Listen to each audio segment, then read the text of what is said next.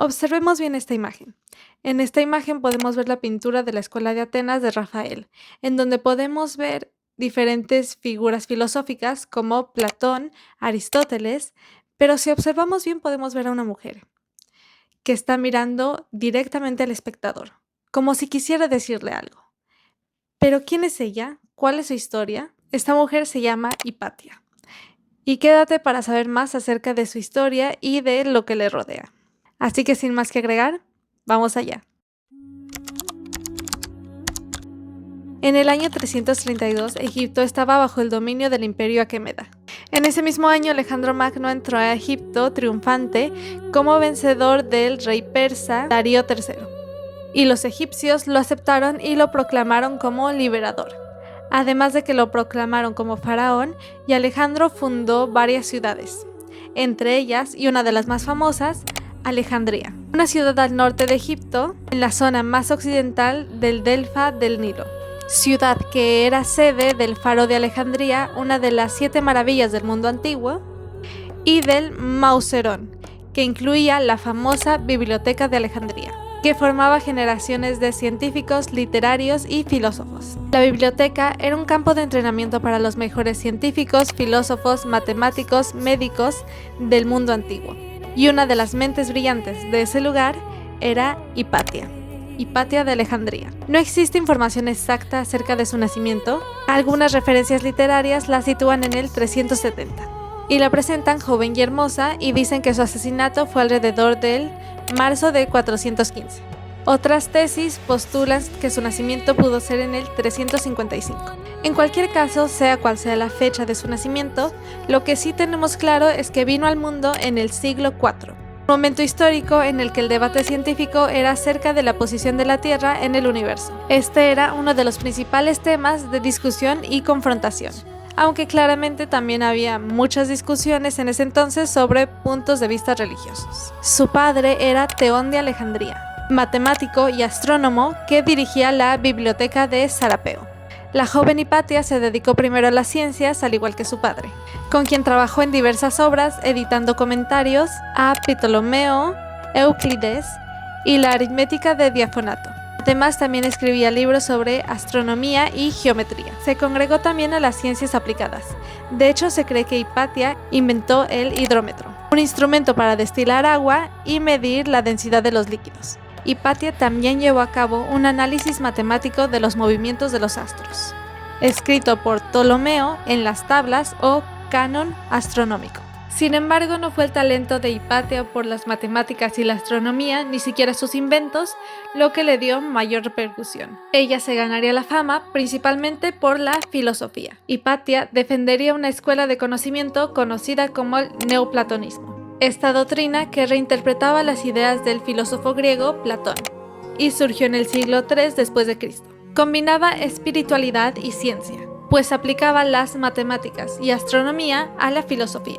Hipatia daba clases en la escuela del Mauserón, en donde estaba la famosa biblioteca de Alejandría. Enseñó neoplática de filosofía y atrajo grandes multitudes de paganos y cristianos a sus conferencias. No parece que fuera una pagana devota, ya que no practicaba el uso de la magia y oráculos que otros neopláticos consideraban el camino hacia el uno. En la escuela era una sociedad científica que basaba su pensamiento en la contemplación y descubrimiento del cosmos.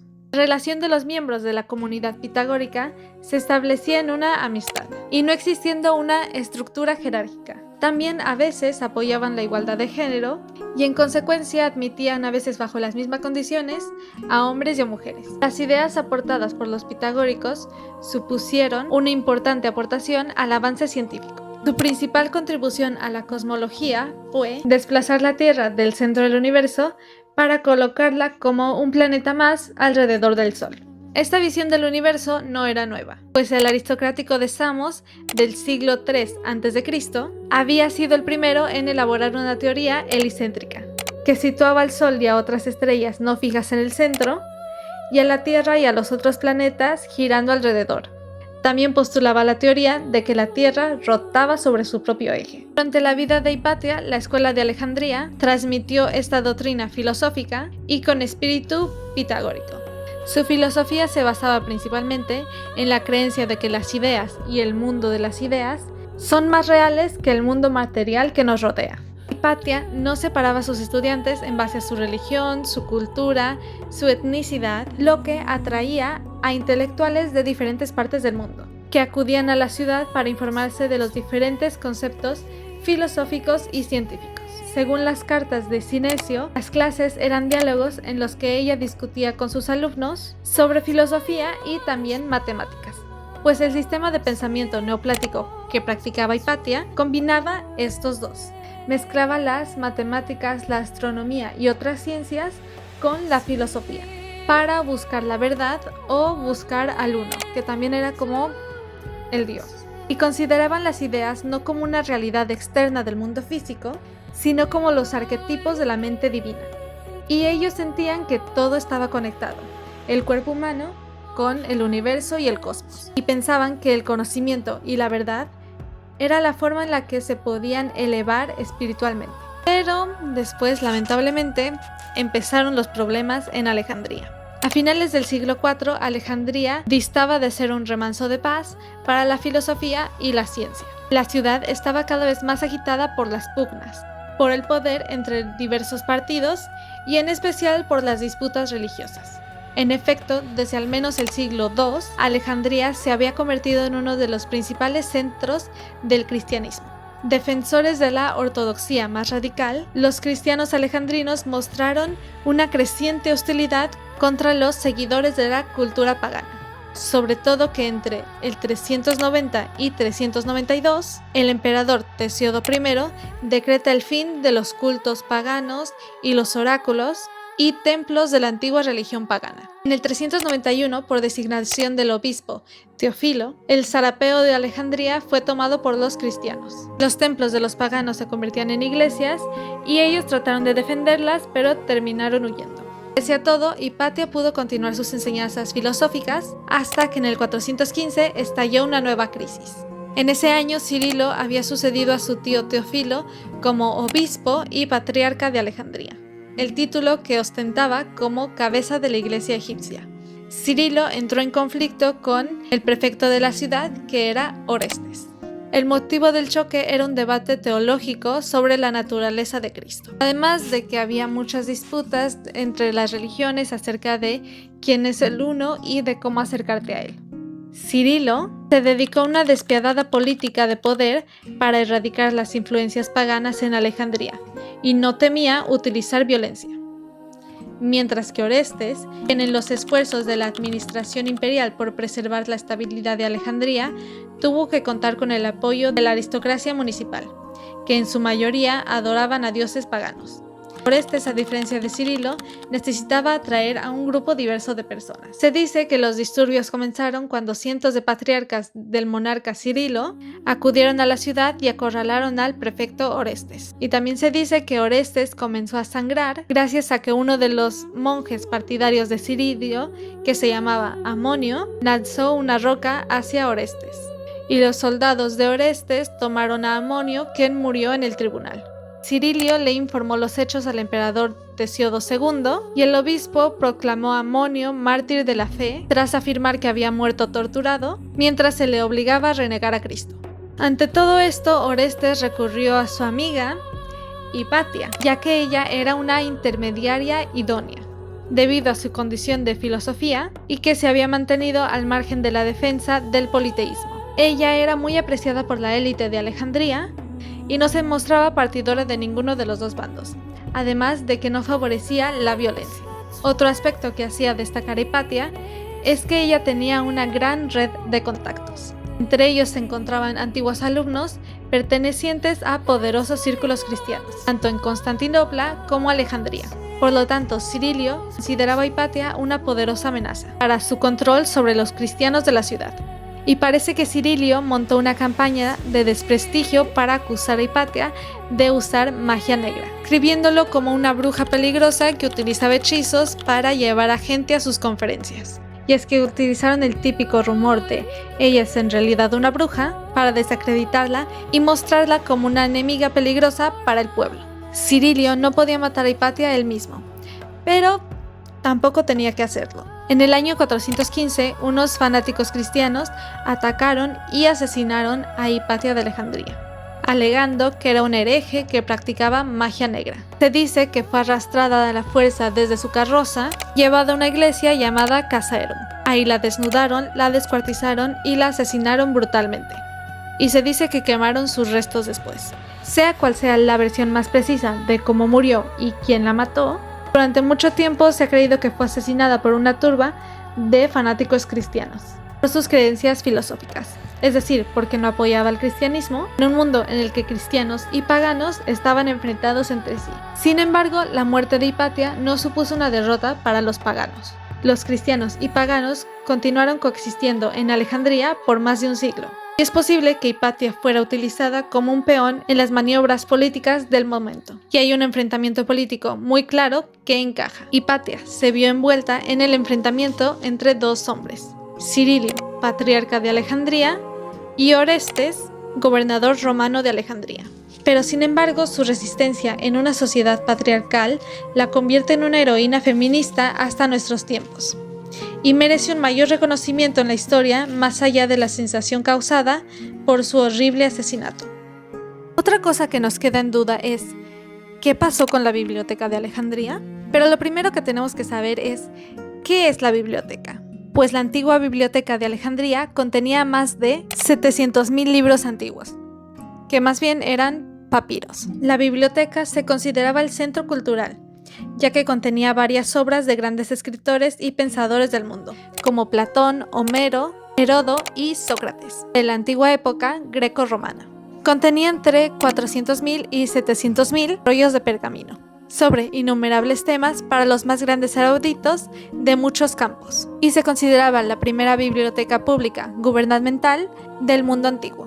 Los rollos se clasificaban por diferentes temas: poesía, medicina, filosofía, matemáticas y muchos más. La biblioteca era una de las instituciones más importantes en materia de educación y cultura. La famosa biblioteca egipcia se incendió varias veces, y en el año 48 a.C. se vio envuelta en una guerra civil. La biblioteca fue construida dentro de un templo conocido como el Mauseón, o Templo de las Musas. Sus salas de lectura y jardines ya no existen, lamentablemente. Que aunque es más conocida por todo el mundo como depósito de conocimiento, al igual que universidades modernas, atraía a estudiosos tentados por sus grandes colecciones y deseosos por ampliar su conocimiento en ciencias, matemáticas, artes y muchos más. Era tan grande y popular que dio lugar a una institución hermana, el Serapeum, en otro templo cercano. Ahora, ¿quién creó esta famosa biblioteca? Ptolomeo era un griego macedonio de nacimiento y convirtió a Egipto en la meca de la cultura griega durante su reinado. Alrededor del año 295 a.C., encargó a Demetrio la mayor construcción de obras escritas en el mundo, una medida que pondría a Alejandría en el mapa y convertiría a Egipto en un importante centro de cultura griega. Sin embargo, Ptolomeo I no vivió para ver la biblioteca y murió en el año 283 a.C. La biblioteca se inauguró en el reinado de su hijo, Ptolomeo II. Los disturbios en Egipto pudieron haber contribuido a la destrucción de la Biblioteca de Alejandría. En el año 480 a.C., al menos una parte de la construcción fue víctima de la Guerra Civil Egipcia. Ese año, Julio César y sus hombres viajaron a Alejandría para defender a la aliada de César, Cleopatra, en una guerra contra su hermano Ptolomeo XIV. Los romanos intentaron impedir que la flota de Ptolomeo abandonara los muelles y prendieron fuego a los barcos y a los muelles de Alejandría. Algunos historiadores como Plutarco afirman que toda la biblioteca se incendió, mientras que el filósofo Séneca citó más tarde una obra perdida, que dice que se destruyeron 40,000 pergaminos. También se dice que con el tiempo la biblioteca de Alejandría desapareció debido al abandono, ya que la ciudad egipcia, que un día fue sede del conocimiento griego, ahora se encontraba bajo el dominio romano.